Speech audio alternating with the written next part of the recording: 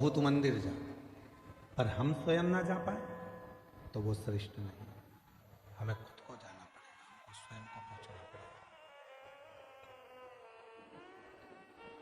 और तेरे मंदिर में आना मेरा काम है, मेरी बिगड़ी बनाना तेरा काम है। जब आप अपना पिता मानकर भगवान शिव को, कालाधिपति महाकाल को, मेरे ओघड़दानी विश्वनाथ को, मेरे कुबरेश्वर महादेव को, मेरे शंकर भगवान को अपना पिता मानकर उसके करीब में जाकर बैठोगे तो निश्चित है वो आपके मन की बात को सुनेगा। किसी ने कहा कि भगवान की क्या पत्थर की मूर्ति भी व्यक्ति की बातों को सुनती है?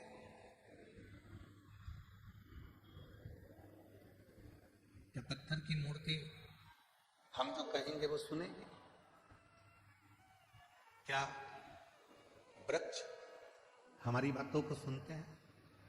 क्या पशु पक्षी हमारी बातों को सुनते हैं?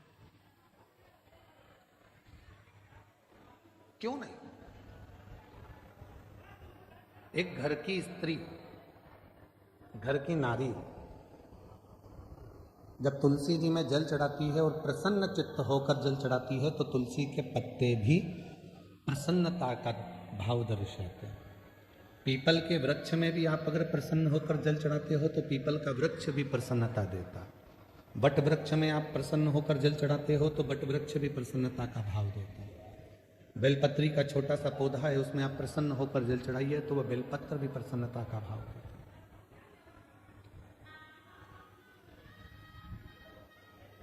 एक जीव, एक जंतु, पशु, पक्षी, वायुचर, जलचर, थलचर जितने भी हैं, चाहे वो मनुष्य हो, चाहे संसार के जितने भी जीव हो, वो सब यदि आप प्रसन्नता देते हो तो वो भी आपको प्रसन्नता जरूर प्रदान करते हैं। प्रसन्नता।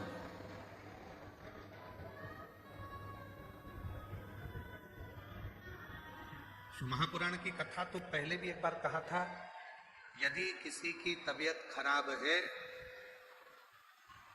तो उससे दिन में कम से कम 2 बार मिलो। कितनी बार मिलो? जम के बोलो। घर में अगर किसी की तबीयत खराब है, परिवार में किसी की तबीयत खराब है, कुटुंब में किसी की तबीयत खराब है, कोई रिश्तेदार की तबीयत खराब है, तो कम से कम दिन में 2 बार मिलो। क्यों मिलो? तुम्हारे जाकर खड़े होने से, मिलने से उसके परिवार में और उसको हिम्मत आ जाती है उस बीमारी से लड़ने की।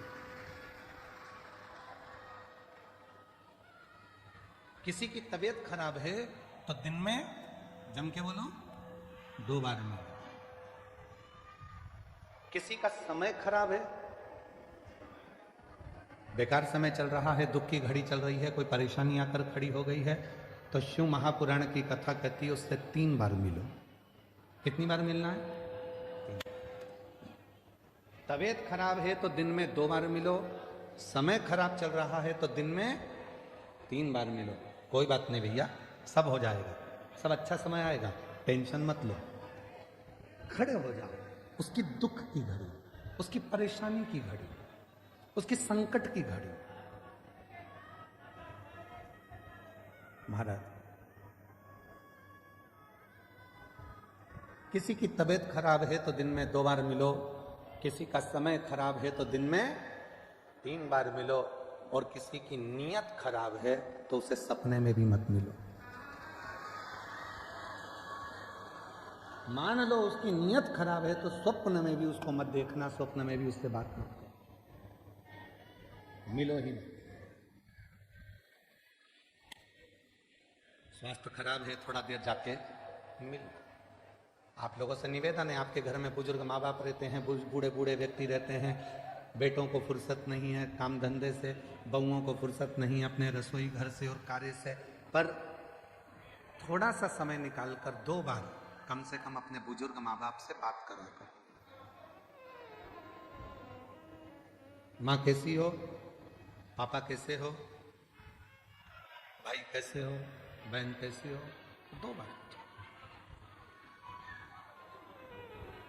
समय खराब चल रहा है, दुख की घड़ी है, परेशानी की घड़ी है, कष्ट की घड़ी है, कोई समस्या बहुत ज़्यादा पड़ी हुई है, कोई बहुत दुख की घड़ी में, समस्याओं की घड़ी में लोग घिरे पड़े हुए हैं, कोई समस्याओं की घड़ी में लोग घिरे हुए हैं, तो उस समय पर, उस समय पर, उस घड़ी में, उस पल में, उस समय में, उस समस्या की घड़ी में कम से कम उसको 3 बार जाकर मिलना चाहिए।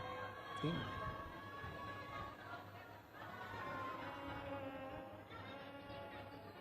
उस समस्या की घड़ी में, उस दुख की घड़ी में, उस परेशानी की घड़ी में कम से कम 3 बार जाकर खड़े हो।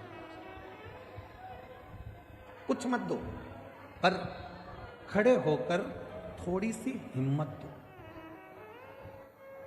थोड़ी सी। कुछ नहीं दे सकते मत दो, पर थोड़ी हिम्मत दो। क्यों क्यों चिंता करना, क्यों टेंशन लेना, क्यों दुखी। और मैंने तेरे भरोसे बाबा, तेरे भरोसे हवा विच उड़ती जावांगे बाबा, छड़े नाम कटी जावागी। भोले मैं तेरी पतंग, शंभू मैं तेरी पतंग, हवा विच उड़ती जावागी बाबा, छड़े नाम कटी जावागी। उसको हिम्मत दीजिए, उसको थोड़ा बल दीजिए, उसको थोड़ी शक्ति दीजिए। और उसी तरह शिव महापुराण की कथा कहती है, जब पार्वती मैया शिव जी की साधना में डूबी हुई थी,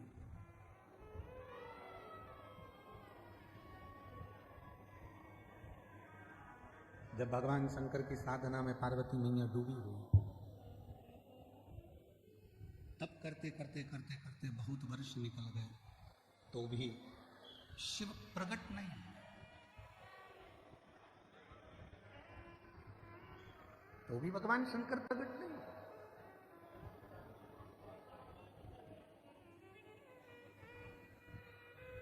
शिव प्रकट नहीं हुए।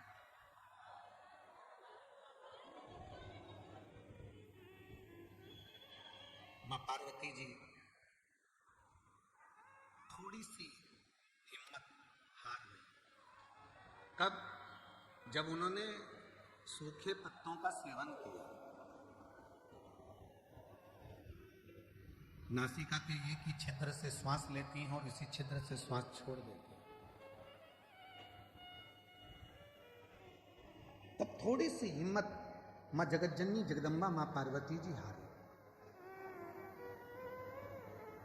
कई माताएं व्रत करती हैं, साधना करती हैं, उपास करती हैं, नियम ले लेती हैं, कोई व्रत धारण कर लेती हैं, और उनको लगता है कि मैं व्रत कर रही हूं। जब आप लोग हिम्मत हारने लगते हो, तो जिसका तुम व्रत कर रहे हो, जिसकी तुम साधना कर रहे हो, जिसका तुम तप कर रहे हो, वो देवता तुम्हें हिम्मत देने के लिए तुम्हारे मन के अंदर आकर विराजमान हो जाता है, तब वो आता है।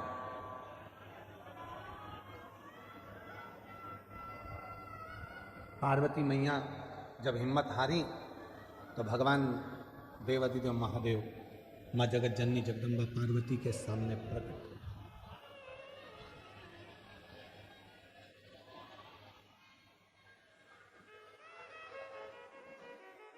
और शंभु शरणे मारू घड़ी रे घड़ी दुख का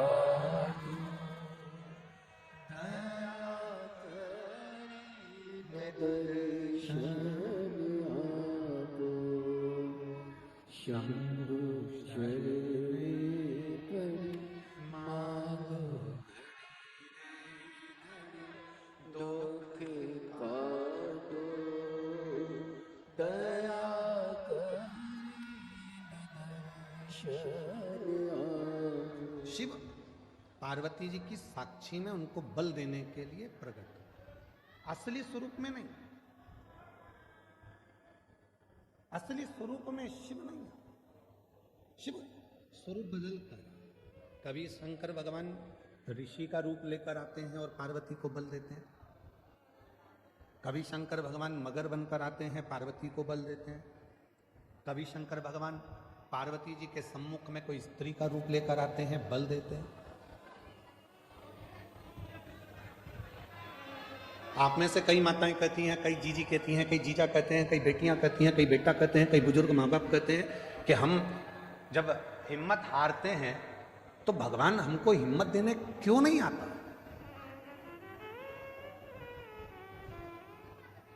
भगवान को हिम्मत देने क्यों नहीं आता।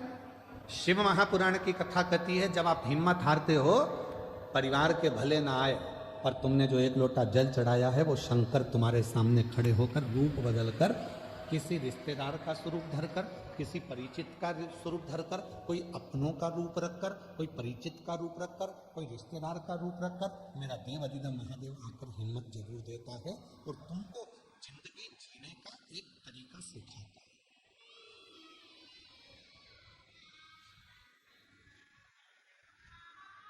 ऐसा नहीं कि संसार में जो जन्मे हैं उनको मौका नहीं मिलता, सबको। एक पशु है, मेरा देवाधिदेव महादेव उसको भी आगे बढ़ने का मौका देता। एक पक्षी है, मेरा महादेव उसको भी आगे बढ़ने का मौका देता। एक जीव जंतु है, मेरा महादेव उसको भी आगे बढ़ने का मौका देता। और एक सांसारिक मनुष्य है, उसको भी आगे बढ़ने का मौका मेरा देवाधिदेव महादेव देता। ऐसा नहीं है कि मेरे शिव जी मौका नहीं देते।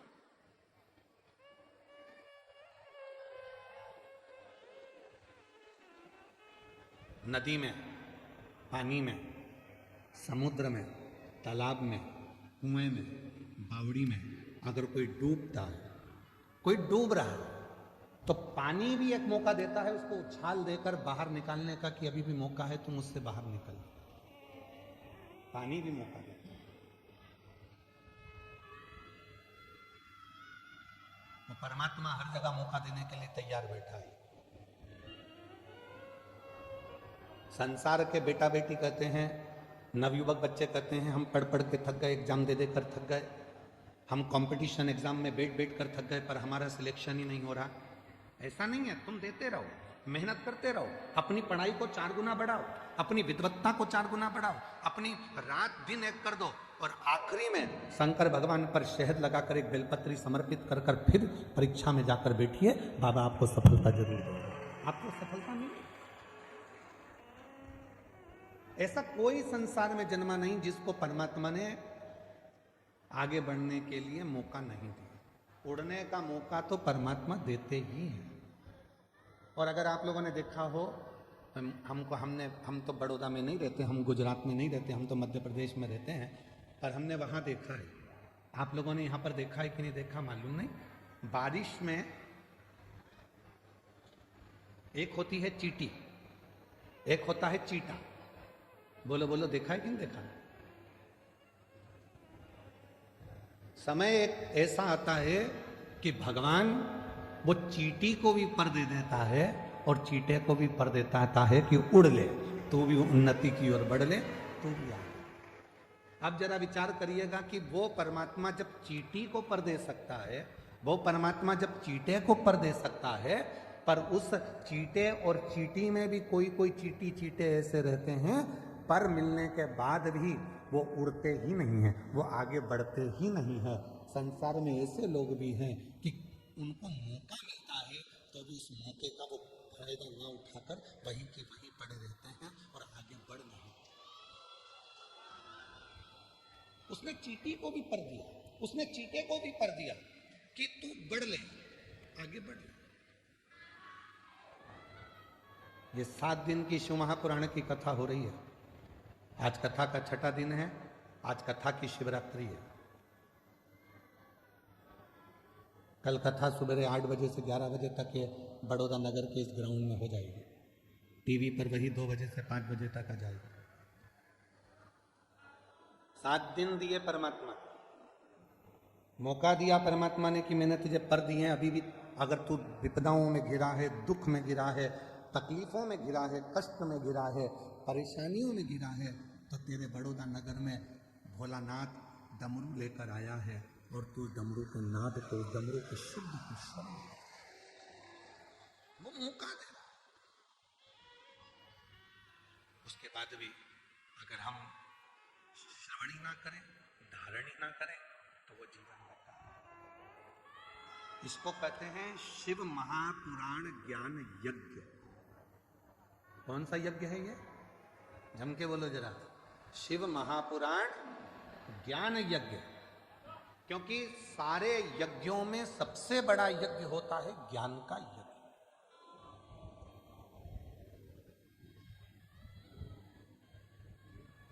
भजन संध्या कराई, रात को खूब नाचे कूदे, एंजॉय करा, पूरे होर्डिंग लगाए गए बड़े बड़े, भजन संध्या है, भजन संध्या है, भजन संध्या। चौकी बिठाई, आज चौकी है, आज भजन संध्या है, पूरी रात लोगों ने एंजॉय करा, ठीक है, भजनों में नाचे आप, ठीक है, पर ज्ञान क्या लिया? ज्ञान क्या प्राप्त किया? बड़े बड़े यज्ञ हुए, उसमें आहुतियां छूटी, बैठने वाले बैठे, खर्च करने वालों ने खर्च भी किया, बहुत बड़े बड़े बड़े यज्ञ हुए, पर उससे हमने ज्ञान क्या लिया?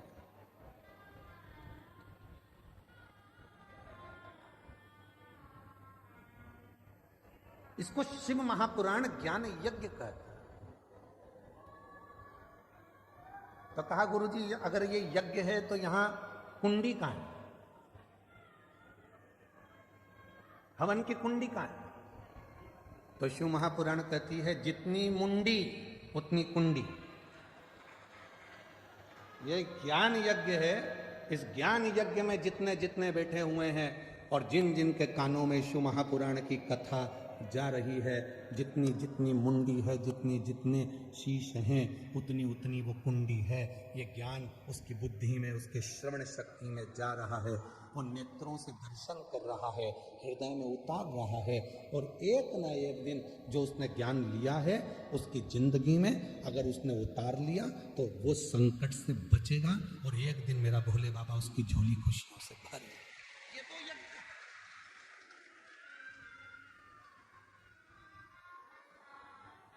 यहां व्यक्ति स्वयं आत्मा से परमात्मा को मिलाने का प्रयास कर रहा है,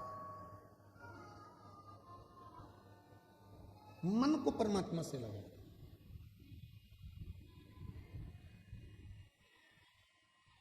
कभी किसी महाराज जी ने अपने प्रवचन में नहीं कहा कि शरीर को परमात्मा से लगाओ। कभी किसी महाराज जी ने, बड़े बड़े संत साधु ने भी अपने अपने प्रवचन में नहीं कहा कि इस तन को परमात्मा से लगाओ। किसी संत साधु गुरुजन ने नहीं कहा, किसी वक्ता ने नहीं कहा कि तन को परमात्मा से लगाओ। जिसने भी कहा एक ही बात कही, मन को, चित्त को परमात्मा से लगाओ, आत्मा को परमात्मा से लगाओ। क्यों? तन लगाने का क्यों नहीं बोला? शरीर को परमात्मा से लगाने का क्यों नहीं बोला? क्योंकि शरीर माता और पिता की देन है। इस शरीर में आधा भाग मां का है, इस शरीर में आधा भाग पिता का। शरीर माता पिता की देन है, और जब थोड़े से बड़े हो गए तो ये शरीर भोजन की देन है। जितना खाओगे उतने तंदुरुस्त रहोगे।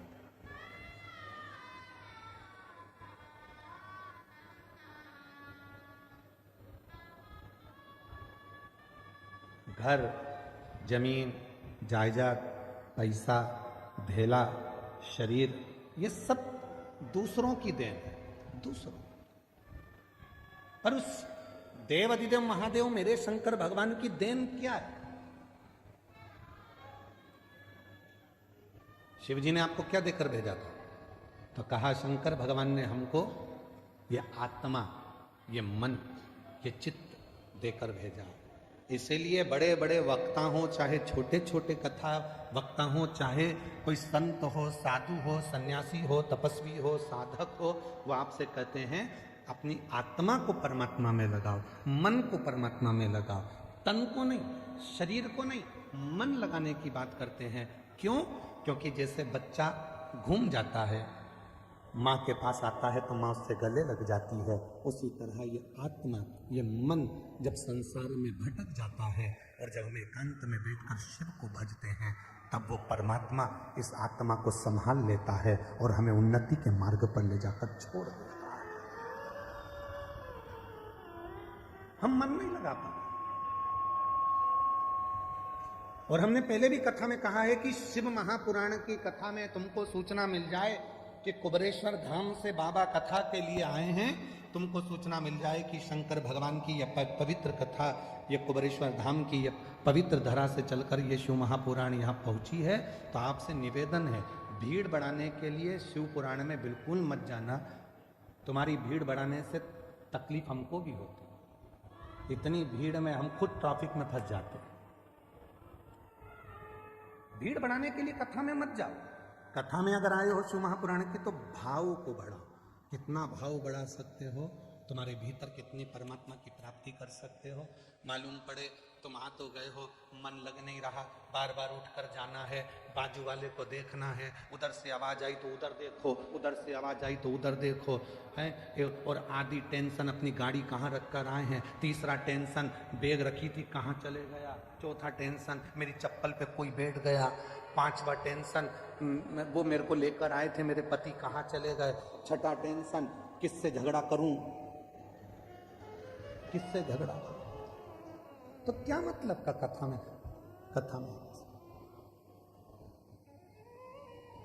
समय बर्बाद करने के लिए कथा में बिल्कुल मत आए हो। आज कथा की शिवरात्रि है, ये 2 दिन, एक छठा दिन, एक कथा का 7वां दिन, ये दोनों दिन इतने प्रबल होते हैं कि जो पंडाल में बैठकर बाबा से कहा जाता है, सुना जाता है, वो सब शिव 3 महीने के अंदर देते चले जाते हैं।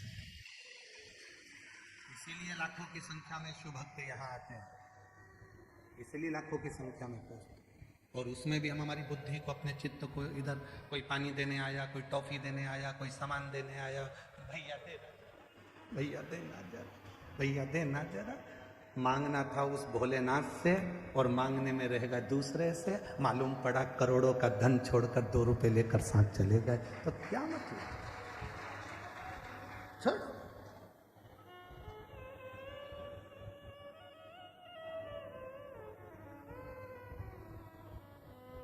सात दिन की कथा में जितनी चिल्ला चोट नहीं होती उतनी पीछे के 2 दिन में होती है। क्यों? क्योंकि भगवान भी चाहता है अगर अच्छे से कथा सुन लेगी तो मुझे देना पड़ेगा, इसलिए इसको थोड़ा थोड़ा डिस्टर्ब करो, इसको थोड़ा परेशान करो। ये कथा नहीं सुन पाए, कथा नहीं सुन पाएगी तो मुझे देना नहीं पड़ेगा, इसका मन नहीं लगेगा तो मुझे देना नहीं पड़ेगा, मन लग गया तो फिर तो मुझे देना पड़ेगा। इसलिए 2 दिन तुम्हें समझदारी रखना है। चिल्लाने वाले चिल्लाएंगे, तुम्हें समझदारी रखना। कोई तुम्हारे पास से बार बार उठ के जाए तो सिर पे पल्लू लेके पांव पड़ ले, तेरे हाथ जोड़ो, बैठ नीचे बैठ, कहां बार बार जा रहा है, तुझमें नारद घुस गया क्या, नारद भरा गया क्या, बार बार जा रहा है, फिर आ रहा है, फिर जा रहा है, फिर आ रहा है, बैठ जा।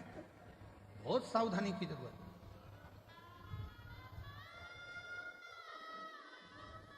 पता नहीं वो तो माघ के महीने में बड़ौदा वालों पर भगवान शंकर की क्या कृपा होना है, इसलिए यीशु महापुराण की कथा हो गई, वो पता नहीं, पर हो गई है, प्राप्त हो रही है, उसको ग्रहण कर लो। जितना ले सकते हो ले लो, जितना बटोर सकते हो बटोर लो। पूरी कथा के बीच में बाबा से अपने मन की बात का स्मरण करते रहो, बीच बीच में उसको याद करते हुए तुम्हारी चित्त को, आनंद को उस परमात्मा से जोड़ते रहो। लगना चाहिए कि तुम्हारी रोमावली, हाथ की पाँव की रोमावली तुम्हारी खड़ी हो रही है और परमात्मा तुमको मिल।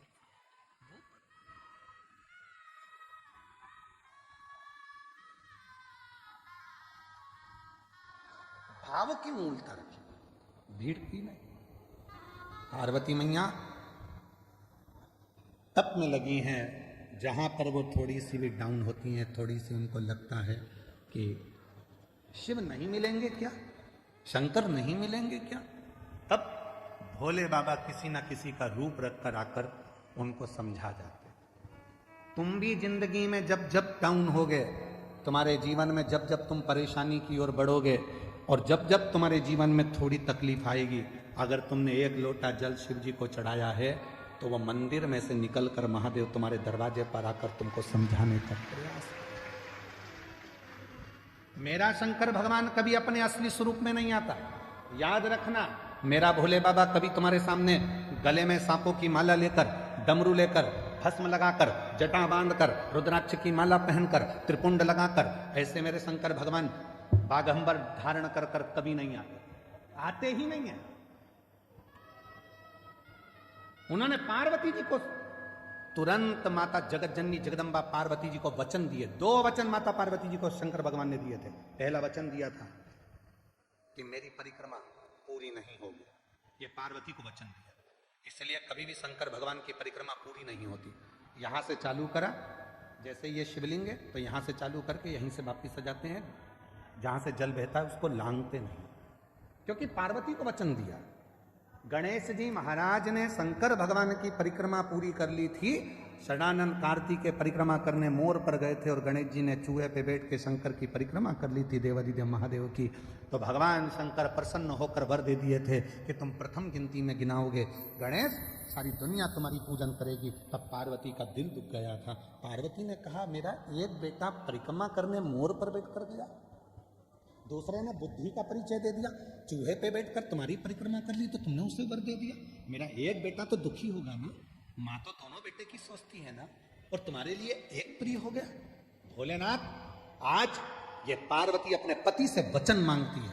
मैं जानती हूं कि तुम भोले हो, तुम्हारी कोई भी परिक्रमा करेगा तो तुम उठाकर कुछ भी दे दोगे, इसलिए आज वचन दो कि तुम्हारी कभी भी पूर्ण परिक्रमा नहीं हो। शिव जी ने वचन दे दिया, वचन कि मेरी पूर्ण परिक्रमा नहीं होगी, अधूरी परिक्रमा,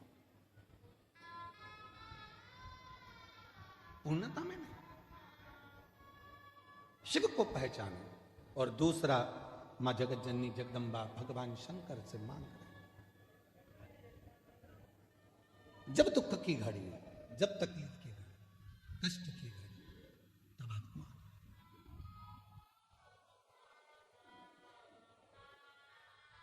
इस रूप में नहीं।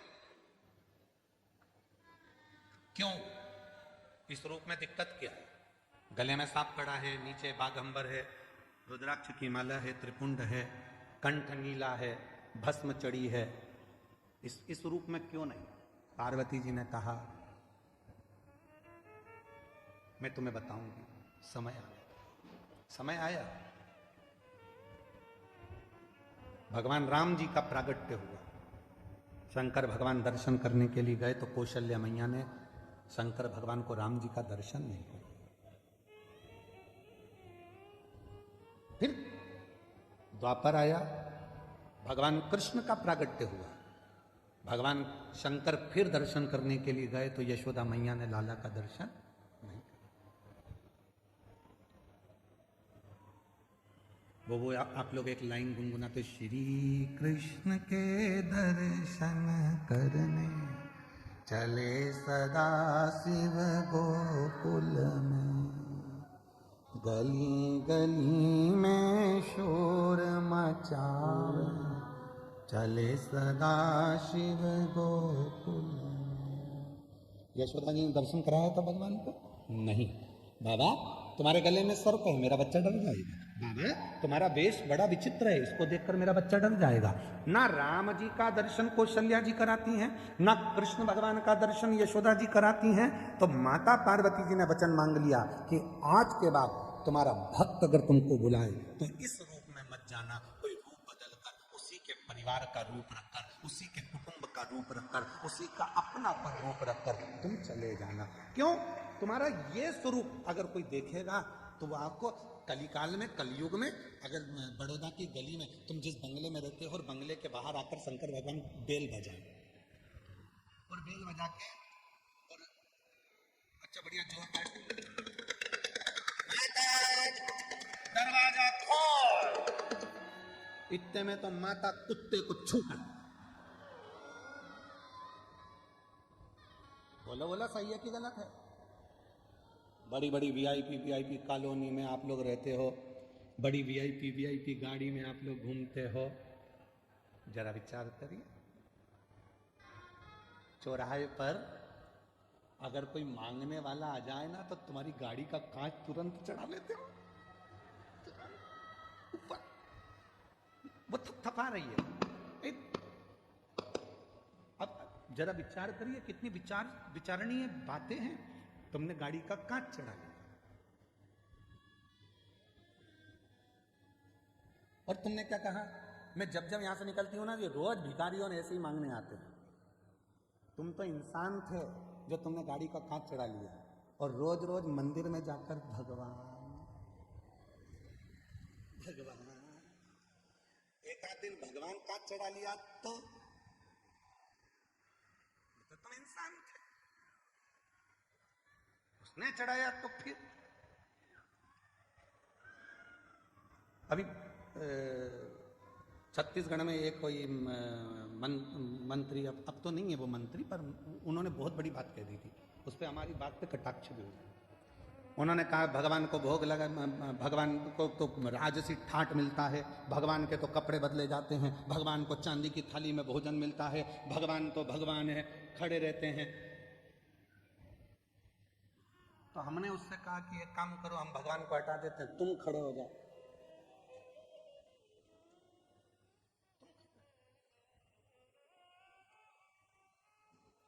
बहुत कठिन है महाराज। ये प्रसंग भी एक बार आया है। एक भक्त ने भगवान से कह दिया था, तुम कितने आराम से रहते हो, पंखा चलता रहता है, बढ़िया बढ़िया कपड़े पहन के आशीर्वाद देते रहते हो और मुस्कुराते रहते हो, सोने के जेवर, सोने के आभूषण, चांदी के बर्तन में भोजन, लोग तुम्हारी आरती उतारते।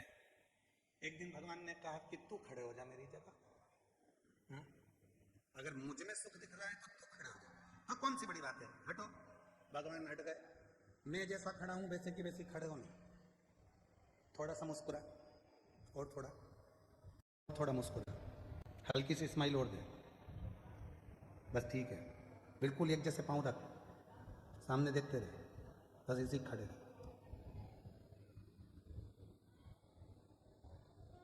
अब इतने में से नीचे से एक चींटा चढ़ गया।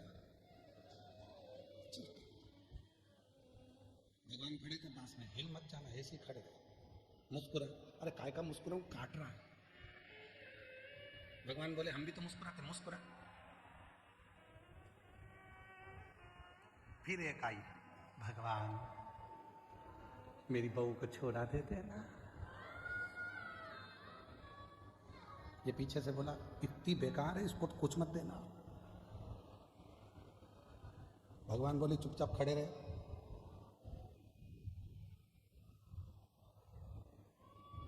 सुबह की आरती हुई, पंडित जी ताला लगा के चले गए।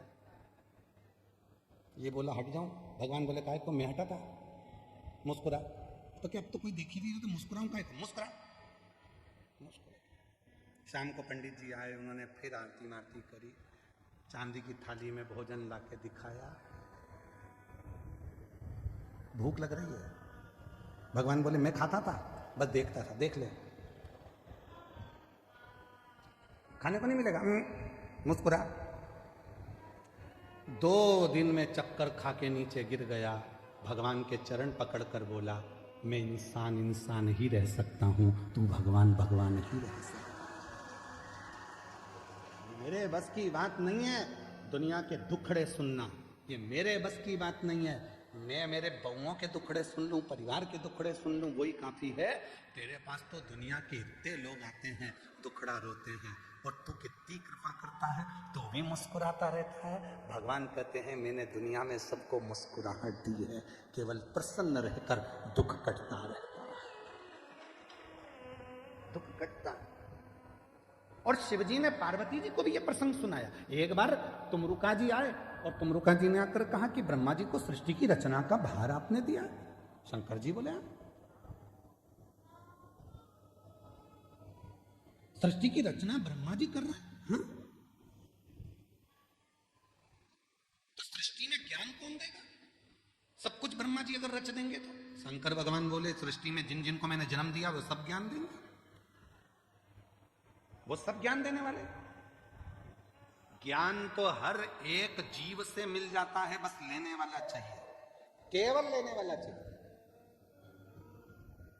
ज्ञान तो कभी भी प्राप्त होता है। एक पति पत्नी रात को सो रहे थे और रात को सोते सोते सोते सोते इतने में पत्नी रात को 1:30 बजे उठ गई और 1:30 बजे उठकर उसने पति को हिलाकर बोला पति से, सुनो जी, सुनो तो, बोल, मुझे नींद नहीं आ रही है।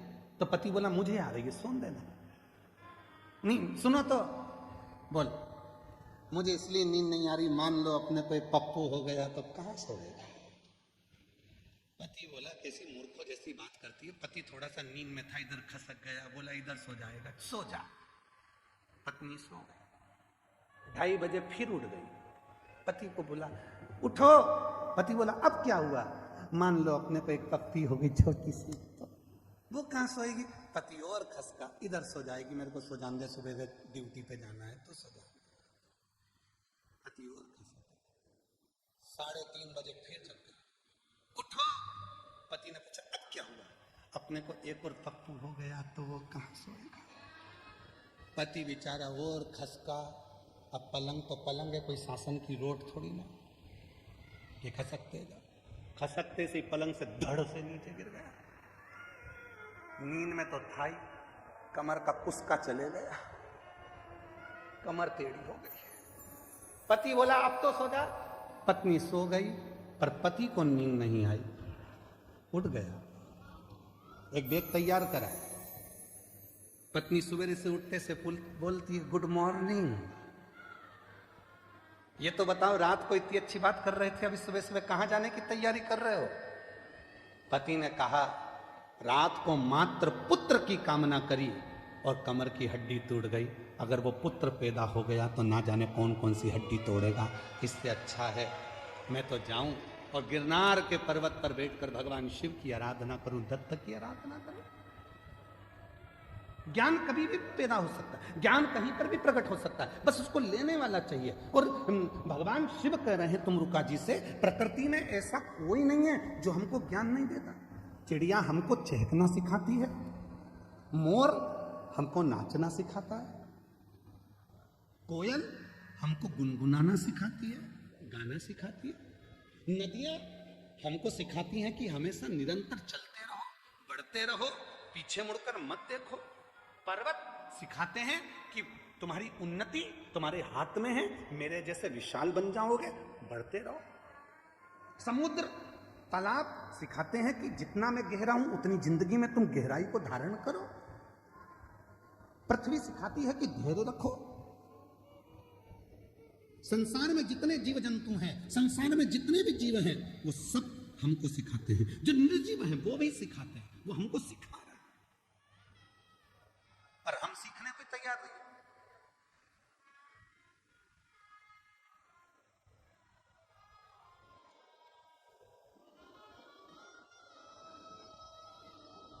सास कहती है ये कल की आई हुई बहू की सुनूंगी मैं। सास के मुंह के शब्द रहते हैं कि कल की आई बहू की सुन के चलूंगी, उसकी सुनूंगी। बहू कहती है मैंने अपने बाप की नहीं सुनी तो तुम्हारी सुनूंगी। बेटा कहता है मैं तुम्हारी नहीं सुनूंगा ऑफिस में।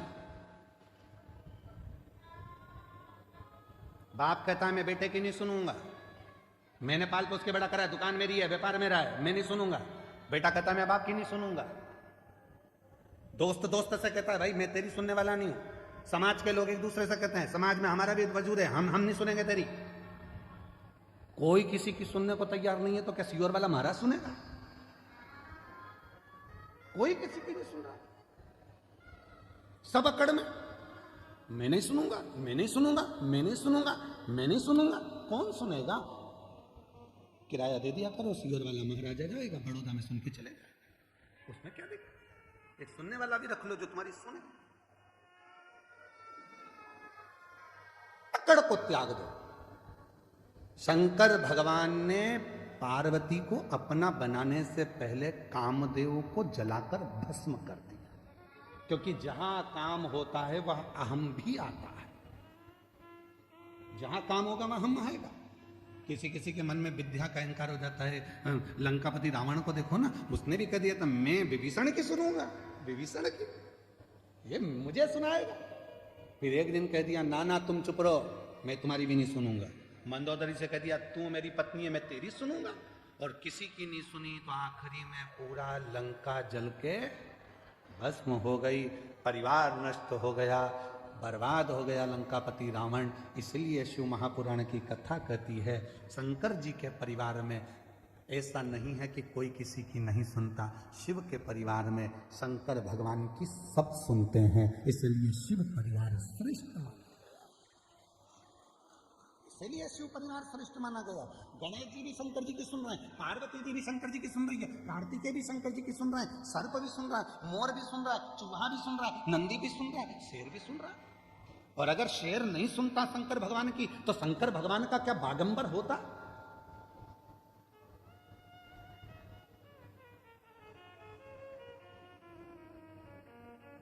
शिव जी क्या बागंबर पहनते? ये तन पर भगवान शंकर के जो बागंबर आया, जिस बागंबर पर शिव जी बैठते हैं, शेर की खाल पर बैठते हैं, शेर की खाल बागंबर भगवान तन पर धारण करते, किसने किसने किसने दिया उनको?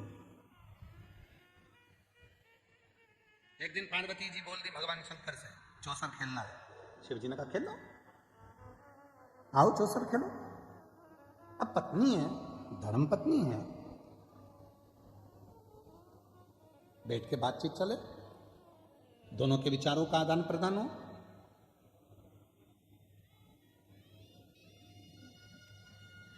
बहुत विचित्र समय है, पर हमको बड़ौदा में बहुत अच्छी चीज लगी है। जो हमको देखने को मिला उसमें हमको बड़ी प्रसन्नता लगी। बड़ौदा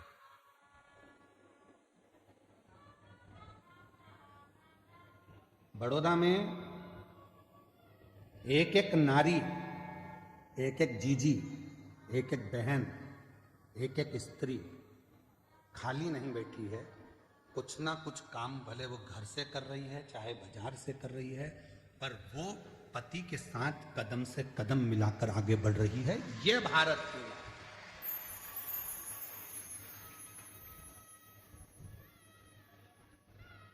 और पति कह दे कि मैं बड़ा, तुमसे बड़ी है वो।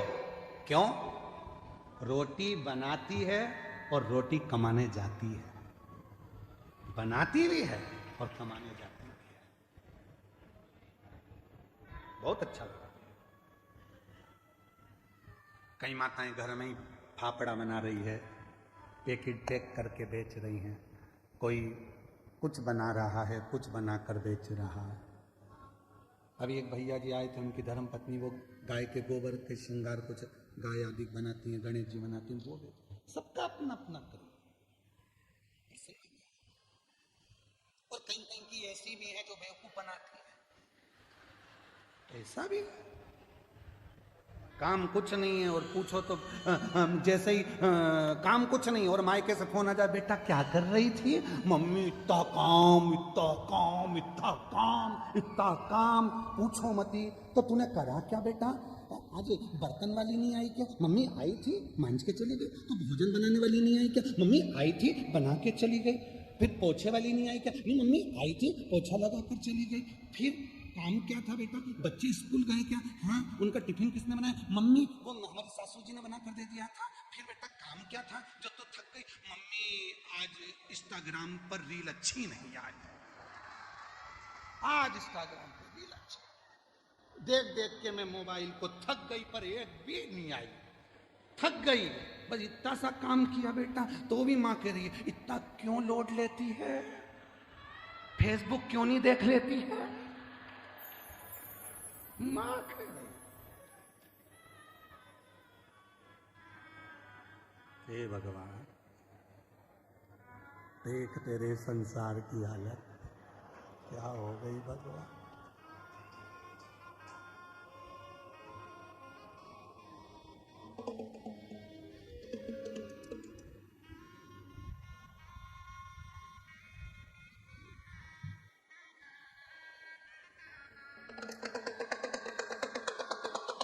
जाग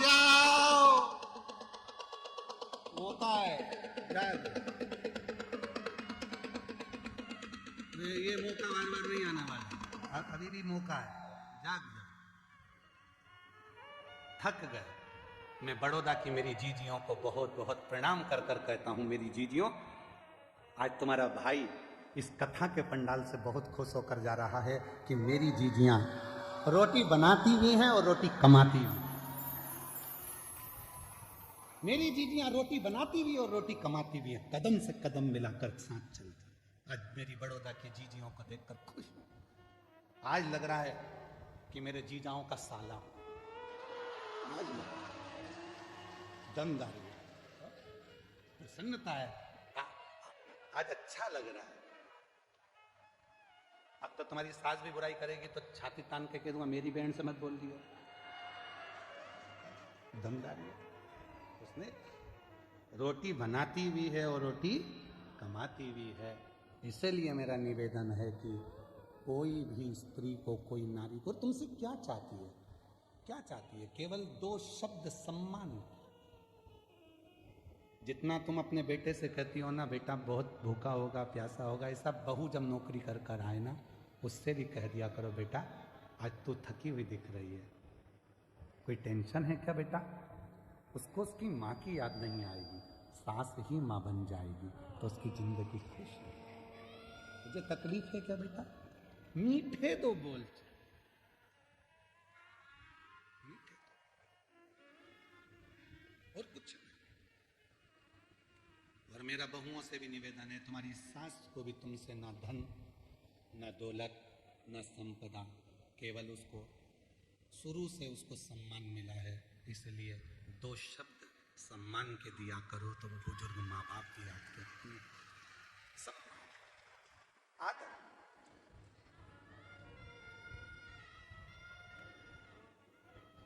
पार्वती मैया, जीव जंतु, पशु, पक्षी, ये सब हमको सीख दे, सब सीख।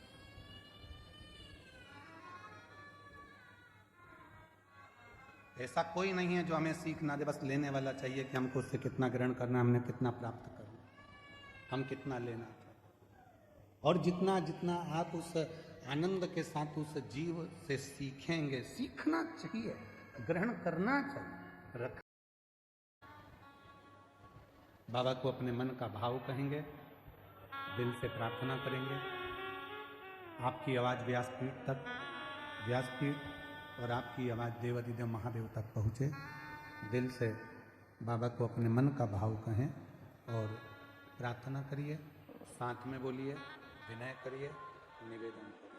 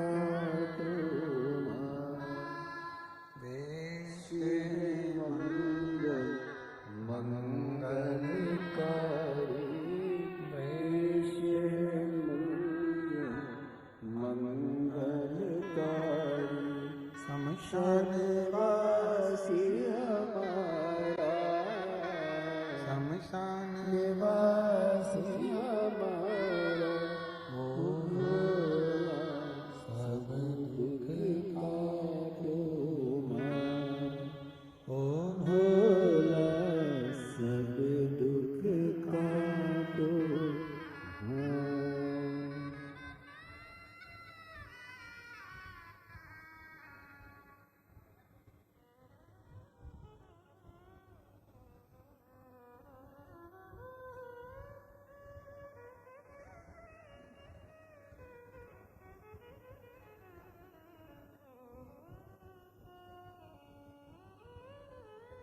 बाबा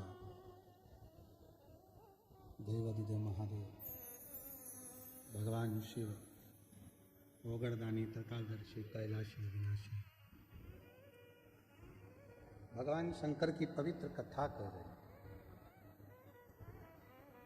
पार्वती जी ने शिव जी से वचन मांगे। एक वचन है शिव जी की पूर्ण परिक्रमा।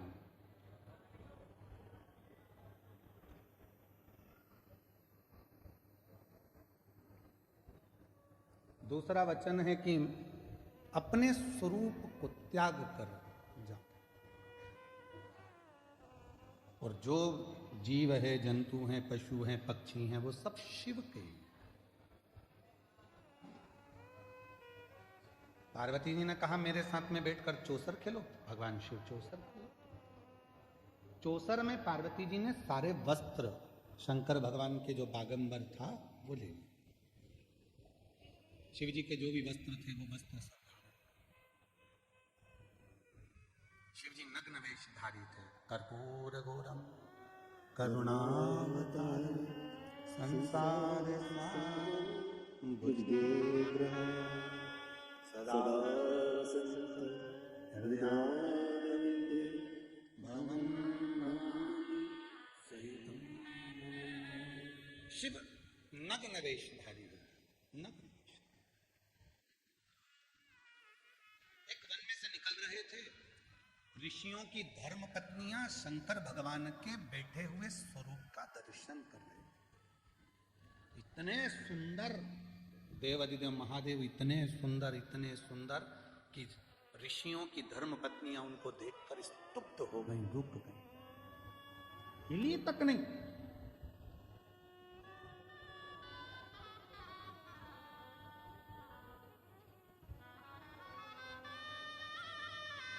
इतनी सुंदर है तेरी प्रतिमा, इतनी सुंदर, तू कितना सुंदर होगा, तू कितना सुंदर होगा।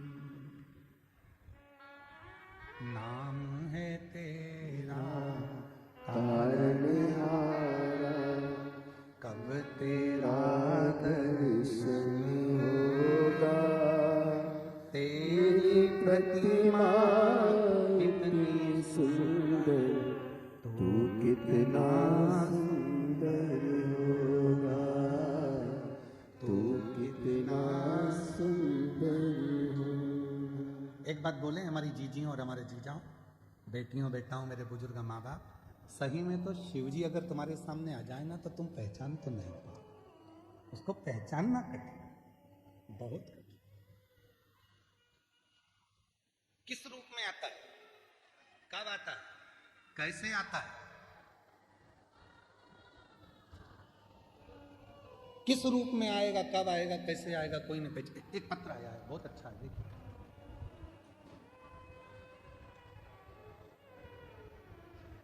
संजय सिंह ठाकुर, पिता का नाम है संजय सिंह ठाकुर, माता का नाम है रमीला ठाकुर, लड़की का नाम है ठाकुर निराली संजय सिंह। घर का पता है मधुनगर धानी, ब्रिज डी, केबिन गो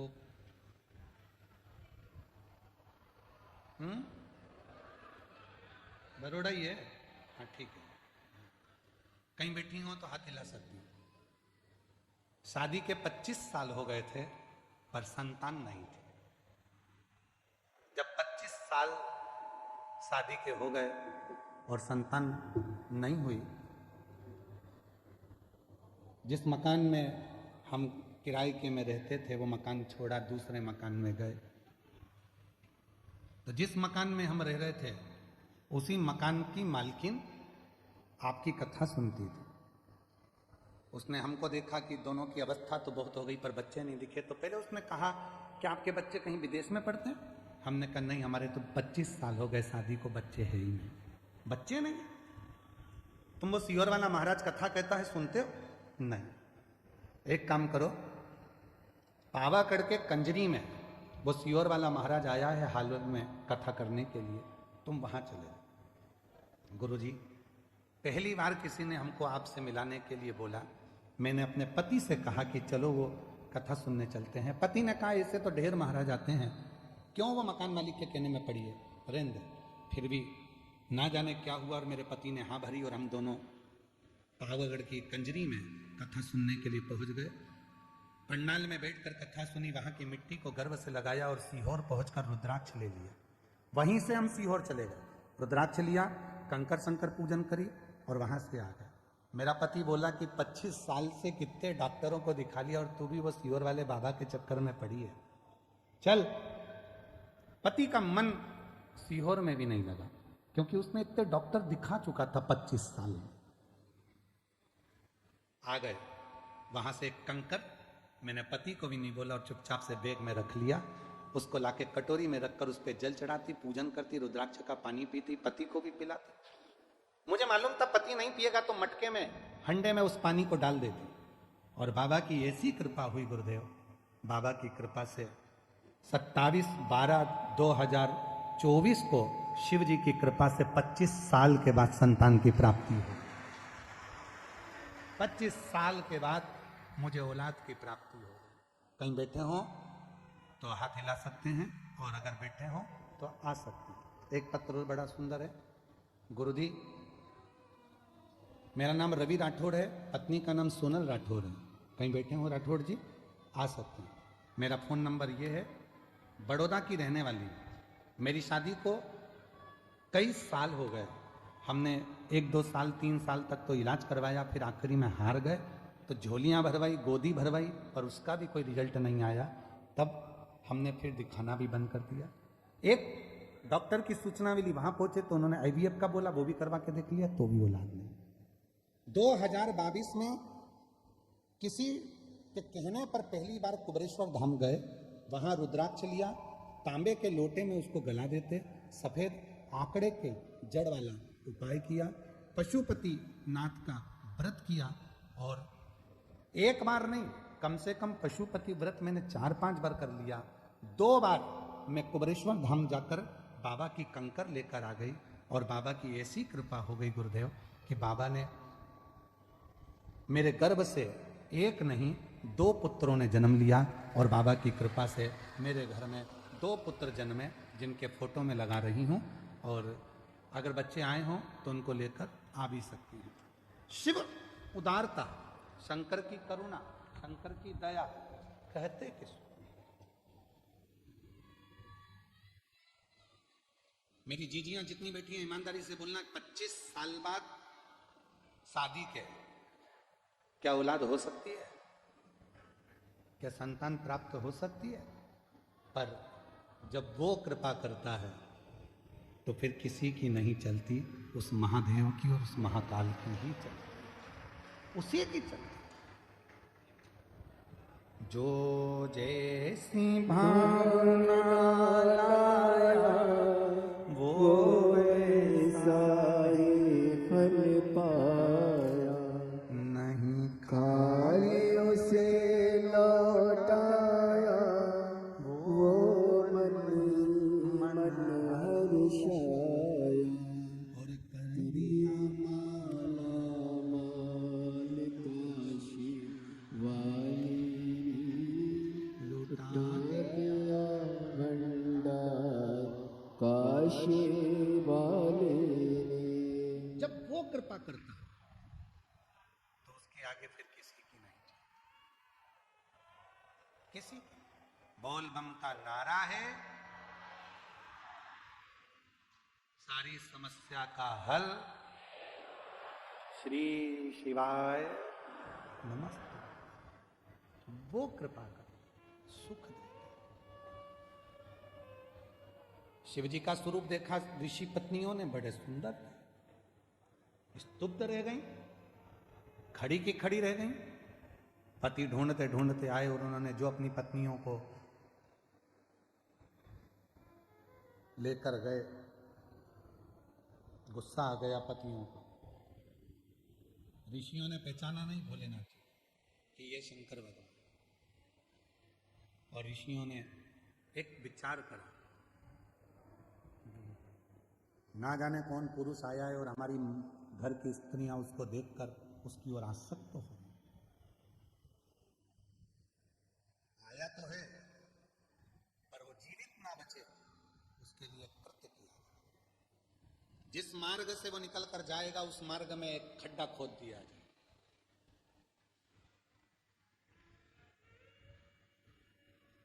और उसी खड्डे में सिंह भी गिरेगा, और जो वो नग्न वेश में बैठा है वो भी गिरेगा उसी खड्डे।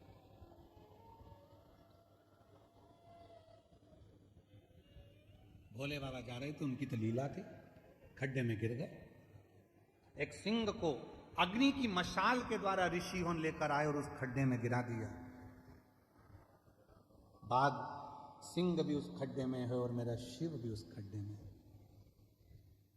बाघ तो खाने के लिए शिव जी की ओर जो आया, शंकर भगवान उसकी ओर देखकर मुस्कुरा दिए। मुस्कुरा। दुनिया की, हम सूरत की कथा में एक बात कही थी, आज फिर कह रही। लड़ाई होती है ना तो जूता चलता है, चप्पल चलती है, डंडे चलते हैं, बंदूक की गोली चलती है, थप्पड़ चलते हैं, सब कुछ चलते हैं। पर एक बात याद रखना, ना बंदूक की गोली चले, ना डंडे चले, ना जूते चले, ना चप्पल चले, ना घूसा चले, ना थप्पड़ चले, अगर ये जीवन ना चले। जितनी भी लड़ाई होती है ये जीवन के कारण होती है। अगर जीवन ना चले तो ना डंडे चलेंगे, ना जूता चलेगा, ना चप्पल चलेगा, ना बंदूक की गोली चलेगी, ना कुछ चलेगा। बोलो बोलो, सही है कि गलत? जो कुछ भी चलता है वो जीवन से चलता है। जिब्या चलना बंद हो तो कुछ नहीं चलेगा। सिंह दिखा सामने, शिव जी मुस्कुरा दिए। शेर ने आक्रमण करा, शंकर भगवान ने उसको पछाड़ा। सिंह को जब मारने लगे तो शेर हाथ जोड़कर बोलता, मैं पशु हूं, मेरा स्वभाव है, जो मेरे सामने आएगा मैं उसको खाऊंगा। मैं सिंह हूं, मेरा स्वभाव है, जो मेरे सामने आएगा मैं उसको खाऊंगा। जैसे मेरा स्वभाव है आपको खाना, उसी तरह आपका भी तो स्वभाव है अपने भक्त को क्षमा कर देना। वो स्वभाव तो आपका। और कृपा की ना होती जो जगत तुम्हारी, तो सुनी रहती अदालत तुम्हारी, गरीबों के जगा तो किस दिल में होती इबादत तुम्हारी, तो किस दिल में होती इबादत तुम्हारी। कृपा तुम्हारी ना होती। मैं सिंह हूं, पशु हूं, मेरा स्वभाव है खाना, मेरा स्वभाव है आक्रमण करना, पर आपका स्वभाव तो है क्षमा करना, दया करना, करुणा करना। आप करुणा करिए, दया करिए, क्षमा करिए। शिव जी मुस्कुरा दिए। क्या चाहते हो? मैं मरूं आपके हाथ से,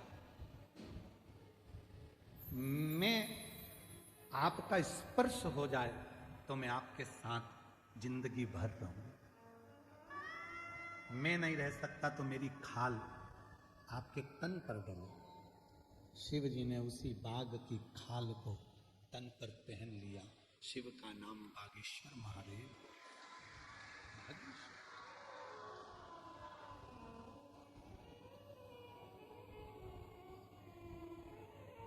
बाघ की खाल को जो धारण कर लेता स्वरूप उसका।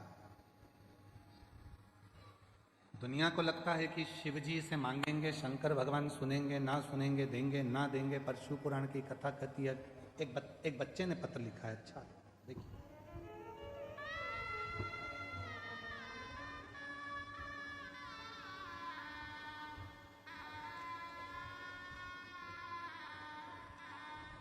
उस बच्चे का पत्र मिले उससे पहले एक पत्र और है, अच्छा है। मैं अर्चना पंचाल, पति ललित पंचाल, कहीं बैठे हूं अर्चना जी ललित पंचाल, लोहारिया तहसील गढ़ी जिला बांसवाड़ा राजस्थान की निवासी हूं। कहीं बैठी हो तो बेलपत्र लेने के लिए आ सकते। एक लोटे जल और भोले बाबा पर विश्वास का फल बताना चाहते हैं। गुरुजी, मेरे सीने में 5 साल तक दर्द रहा।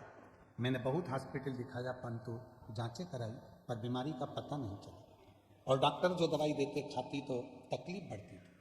फिर 2025 में मैंने सीने की सीटी स्कैन कराई, तब पता चला कि फेफड़ों में अंदर की तरफ 2 गठाने 5-5 mm की है। तब मैं बहुत घबरा गई।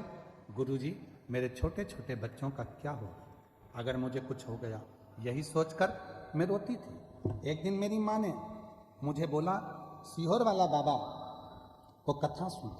मैं रोज टीवी पर कथा सुनती। मैंने और मेरी माँ ने पशुपति व्रत किया। मेरे पति रोज मंदिर जाते और मंदिर की सफाई करते। रुद्राक्ष का जल शिवजी पर चढ़ाकर वहीं नंदी के पास बैठकर जल तथा बेलपत्र खाती। और कुछ महीनों के बाद मैंने डॉक्टर को फिर बताया। डॉक्टर ने कहा, जब आपकी गठाने नहीं, अब आपकी गठाने नहीं है, मुझे अब दर्द भी नहीं होता, और मेरे फेफड़ों में जो गठान थी वो पूरी की पूरी गल गई। मैं बाबा को यहाँ प्रणाम करने के लिए आई हूँ। एक पत्र और है बड़ा सुंदर।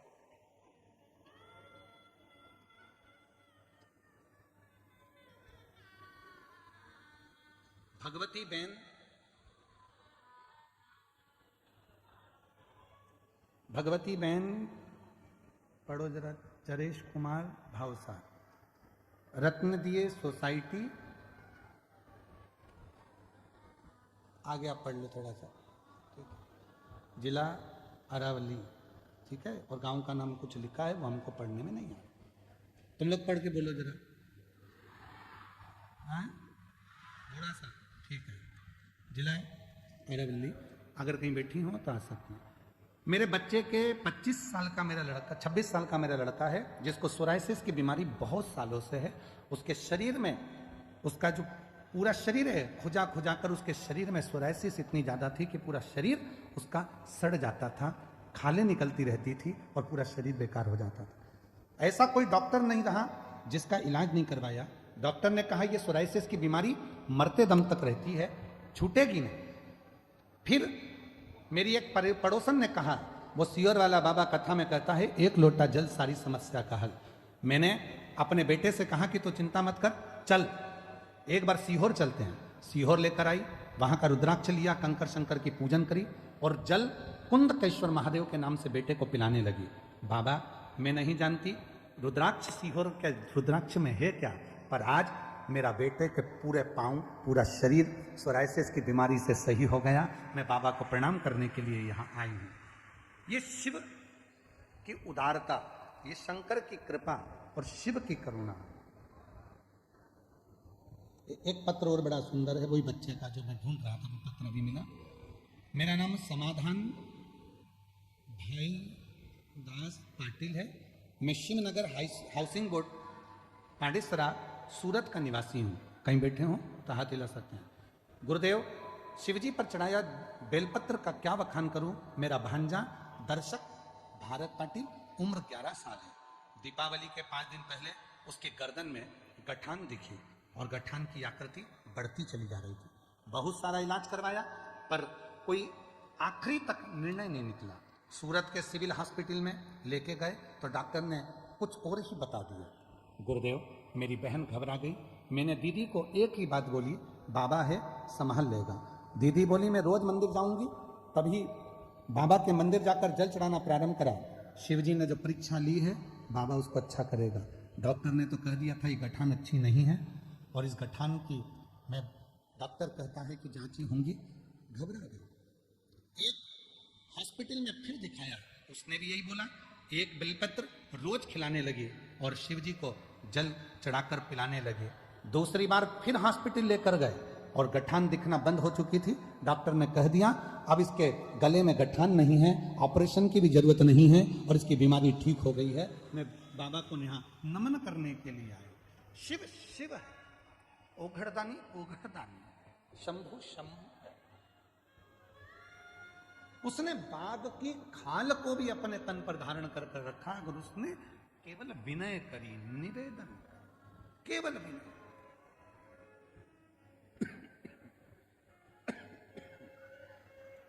और एकानंद चतुरार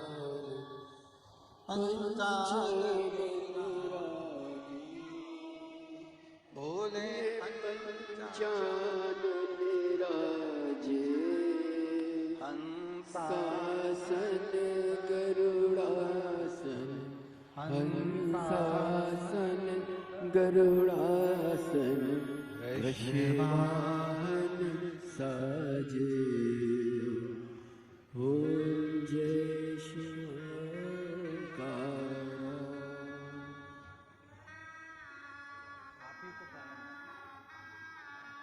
किसी बेटी के फेफड़ों में गठाने हो गई थी। डॉक्टर ने बहुत कुछ बता दिया था। शिव पर भरोसा करा और बाबा की कृपा से पूरी गठाने अंदर ही गल गईं और बेटी ठीक है। एक बार जोरदार ताली बजाओ।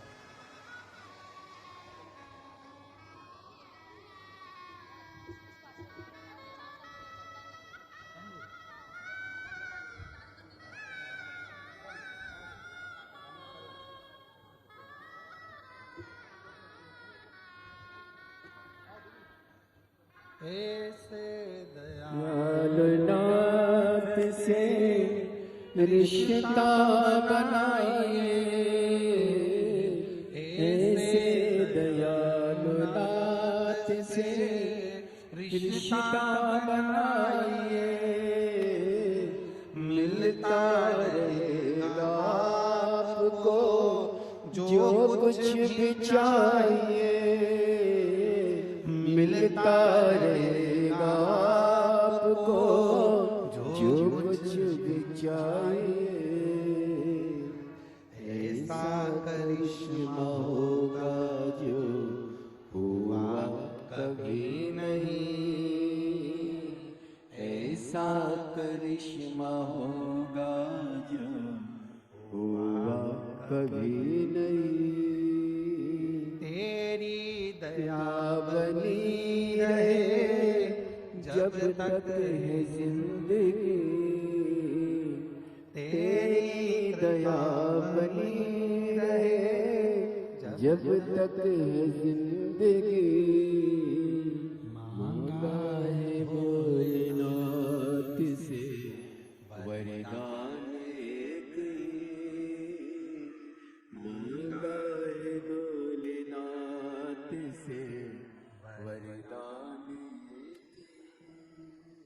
तेरी दया बनी रहे जब तक है जिंदगी, तेरी कृपा बनी रहे। भगवान बाघ पर भी कृपा कर कर बाघ के चर्म को अपने तन पर धारण कर लेते हैं। शिव बागंबर धारी बन जाते हैं। बागंबर।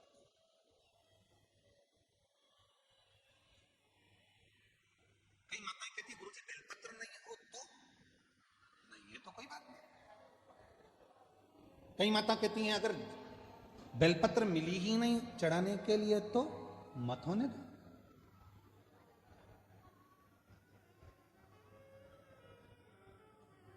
गुरुजी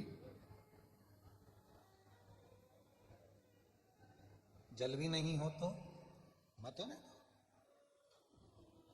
भस्म भी नहीं हो तो मत होने दो, चंदन भी ना हो तो मत होने दो, मत होने। दिल तो है, वो दिल शिव को देना प्रारंभ कर दो, बस संभाल लेगा। पर गलती तो एक सबसे बड़ी है ना, तो तुम दिल तो ना जाने कितनों को दिन भर व्हाट्सएप पे दे देते हो, दिन भर इंस्टाग्राम पर दे देते हो। एक बना बनाया ऐसे 4-5 आते हैं, इसमें एक मुस्कुराता हुआ फोटो, एक आंसू बहाता हुआ, एक रोता हुआ, एक हड्डी जैसा, और उसी में एक बना हुआ आता लाल कलर का दिल।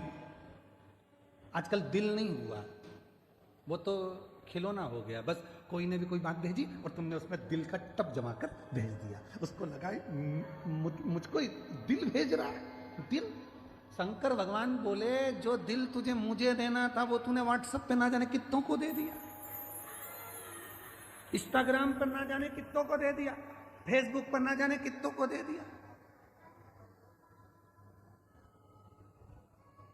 और वही दिल दे देकर व्यक्ति फिर डिप्रेशन में चले गया। फिर वही बात है ना, आज के जमाने में इंटरनेट है, सोफा सेट है, डाइनिंग सेट है, हाफ सेट है, फुल सेट है, बस आदमी अपसेट है। सब कुछ है पर व्यक्ति सेट ही नहीं होता। आ जाओ, ले आओ।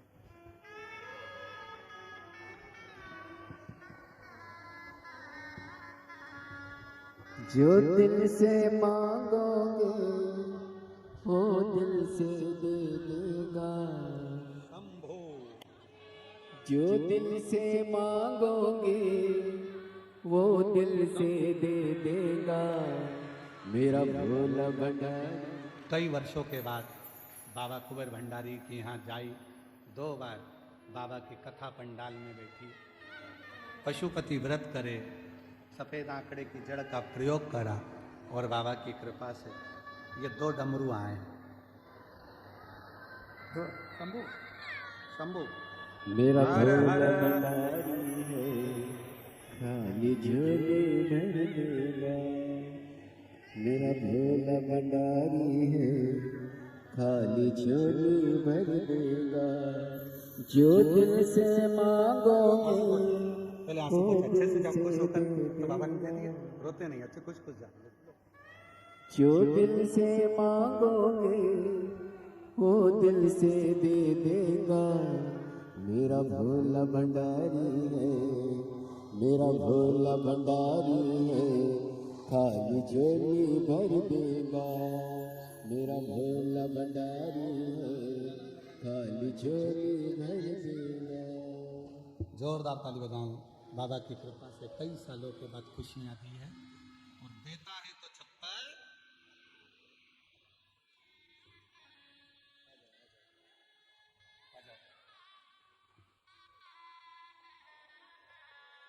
जो दिल से मांगोगे। शादी के 25 साल बाद हुआ है, एक बार जोरदार ताली बजाएं।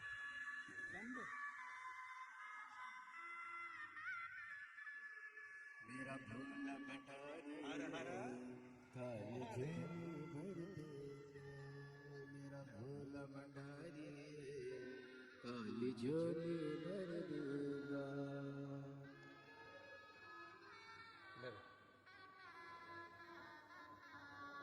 जो दिल से मांगोगे वो दिल से दे देगा। जो दिल से मांगोगे वो दिल से दे देगा। जोरदार ताली बजाओ। 25 साल के बाद शादी के 25 साल के बाद बाबा ने दिया, और बहुत दूर दूर से आप लोग आए हैं बाबा को अपने मन का भाव कहने के, दिल से बाबा को अपनी प्रार्थना कहने के। जहां जगह मिल जाए वहीं बैठ जाओ, बार बार ये मौका नहीं मिलेगा बड़ौदा में। कल कथा का समापन हो जाएगा, विराम हो जाएगा, सुबह 8 बजे से 11 बजे तक कथा हो जाएगी, टीवी पर 2 बजे से 5 बजे तक आ जाएगी। फिर 27 जनवरी से 31 जनवरी 5 दिन माघ मेला प्रयागराज में 1 बजे से 4 बजे तक सुनेंगे। दिल से बाबा को प्रार्थना करो, अपने मन की बात बाबा को अवश्य कहना, और ये भी विनती करना कि मेरा भी पत्र व्यासपीठ पर पहुँचे, ऐसी कृपा करना, मेरी झोली खुशियों से भर देना। बहुत आस लेकर आई हूँ मेरे भोले भंडारी, सुना है तेरे दरवाजे से कोई खाली नहीं जाता। ऐसी कोई झोली नहीं है जिसमें तूने बरकत ना दी, ऐसा कोई घर नहीं है जिसमें तूने वंश ना दिया, ऐसा कोई तेरे दरवाजे से नहीं गया जिसको तूने हाथ पकड़कर मंजिल ना दी। बाबा से अपने मन का भाव कहिएगा, प्रार्थना करिएगा, साथ में बोलिएगा। आपकी आवाज़ व्यासपीठ तक बड़े भावों के साथ में हमारी और आपकी आवाज़ शिव तक पहुँचे।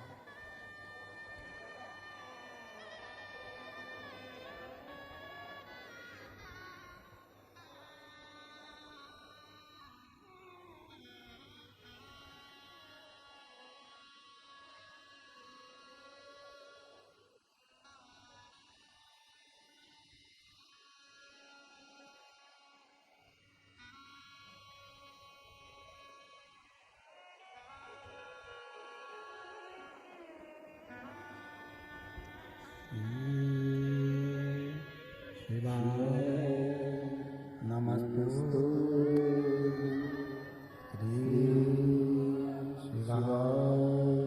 नमस्तु श्री शिवाय, नमस्ते श्री शिवाय, नमस्तु श्री शिवाय, नमस्तु भोला सब दुख काट ओ भोला सब दुख काट। शिव शंकर जप तेरी माला, भोले बाबा जप तेरी माला, भोला सब दुख काटो ओ भोला सब दुख काटो। वेश मंगलकारी, वेश मंगलकारी, शमशान वासी हमारा, शमशान वासी हमारा, भोला सब दुख काटो ओ भोला सब दुख काटो।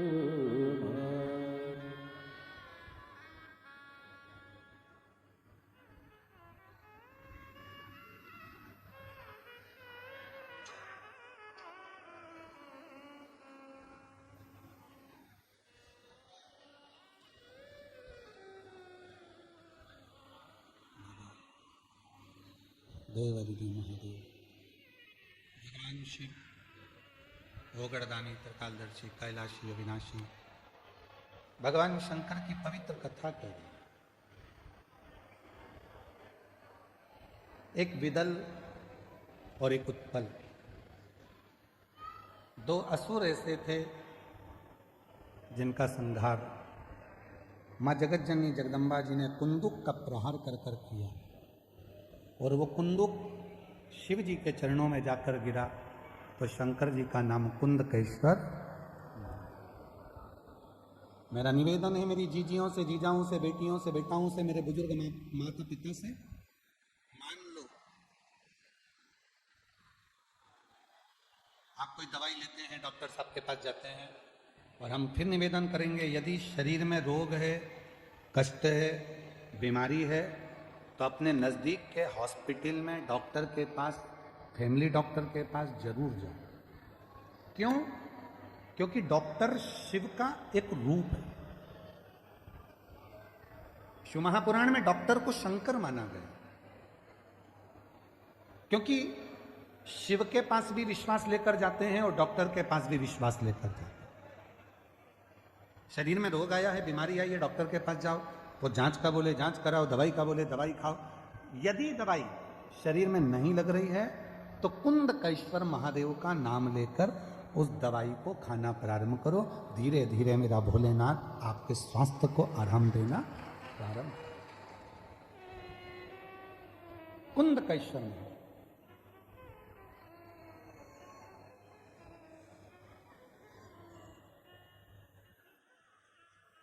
हम तो यहां तक कहेंगे, अगर कोई अड़चन आ जाती है, कोई परेशानी आ जाती है, कोई अड़चन पड़ जाती है, परेशानी पड़ जाती है और उसमें कोई हल नहीं निकल रहा है,